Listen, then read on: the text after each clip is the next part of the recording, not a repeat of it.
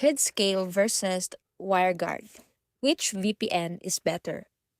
Wireguard is a VPN protocol, a lightweight, fast, and cryptographically sound replacement for older protocols like OpenVPN and IPsec, praised for its simplicity, speed, and kernel level integration across Linux, Android, Mac OS, and Windows, with the ability to establish encrypted tunnels with just a few lines of config.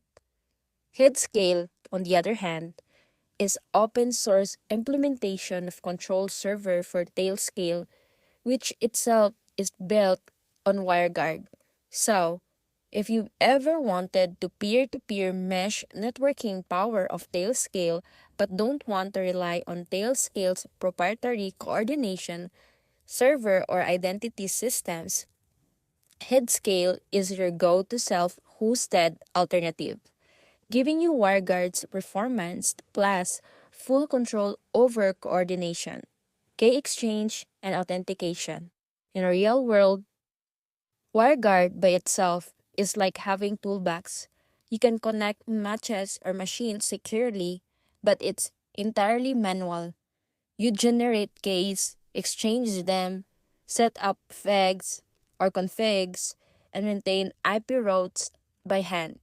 That's fine for a few machines, but the second you want to manage access between dozens of devices, handle dynamic IP changes, or build true mesh network across organizations, you need orchestration, and that's where Headscale becomes the smarter choice. In 2025, Headscale now support OIDC based auth, ACL policies, DNS integrations, and multi-user namespaces, meaning you can spin up pirate or private VPN mesh where each node joins with GAY or SSO communication over WireGuard tunnels, and to follow strict access control rules, all without paying for commercial tail-scale plan. From small startups to large developer teams, this allows organizations to run fully private, encrypted networks without relying on third party coordination services. It's also worth nothing that WireGuard alone has zero discovery mechanism. You must know every peer's K and IP ahead of time, whereas Headscale acts as a coordination plane, giving nodes a central registry and enabling true dynamic peering. Performance wise, and no difference. Headscale uses WireGuard under the hood, so you're getting the same encryption, the same blazing fast throughput, and same NAT traversal capabilities. The difference lies in usability, automation, and scaling. If you just need fast tunnel between two servers, go with WireGuard directly. No bloat, just raw speed. But if you want to build scalable, manageable mesh VPN across devices, platforms, and teams, Headscale is absolutely better pick. In 2025, it's more mature than ever with Docker and Kubernetes deployments options, community maintained Helm charts, full support for multi tenancy. Even UI dashboards now emerging through community project. Another major factor in deciding between Headscales and WireGuard in 2025 is the community and ecosystem maturity, which has grown tremendously for both.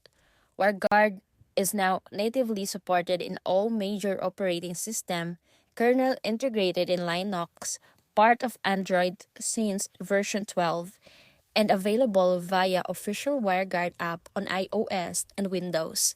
This makes it ideal for users who want to embed low latency, secure tunnels in everything from routers and cloud server to lot and edge devices. However, while this protocol level accessibility is great, it comes with cost of manual configuration and maintenance, particularly in networks with dynamic IPs or roaming devices. That's where Headscale has pulled ahead in 2025, not by replacing WireGuard, but by augmenting it with identity-based routing, ephemeral case, K rotations, and NAT traversal powered by stun or torn fallback mechanism, all while letting you host the coordination server yourself. More developers and DevOps teams now build Headscale into their infrastructure stacks using infrastructure as code. Tools like Terraform and Ansible. You can now write declarative files to define access control logic, synchronize device states, and deploy your private mesh network across AWS, GCP, and on-prem devices, all without single subscription fee. Additionally, audit logging, persistent ACL policies, and traffic segmentation now all fine-grained visibility and compliance support, which is critical for regulated environments like healthcare or fintech. On the other hand, bare WireGuard remains unbeatable in minimalist setup, embedded devices, Raspberry Pi gateways, or situation where you don't want any middleman at all. But as of mid 2025, many are opting to run Headscale in hybrid mode, combining a raw wire guard peers for legacy continuation or connection and using Headscale to manage modern user devices, mobile endpoints, and remote developer tools. Security wise, both are equally strong since Headscale doesn't interfere with encryption. It only handles key exchange and network orchestration, meaning you still benefit from WireGuard's modern cryptographic primitives like Curve 25519 and Cha-Cha 20. What Headscale adds is automation, usability, and policy enforcements, which makes massive difference at scale. So, for developers managing 3 to 5 devices, WireGuard may still so faced. But for teams scaling infrastructure across dozens of hundreds of endpoints where downtime and manual errors are costly, Headscale transforms WireGuard into an enterprise grade solution. And as open source contributions expand, we now see optional GUI dashboards like Headscale's UI, real time metrics via Prometheus plus Grafana, and even third party integration with oath to providers for seamless onboarding. Inclusion, WireGuard is the bulletproof engine, but Headscale is the vehicle that lets you drive fast and far securely, visibly, and scale. Choosing between them in 2025 is less about which is better universally and more about what kind of network you're building, minimalist or static. Go pure WireGuard distributed, user friendly, and maintainable. Hit scale all the way. So that's it.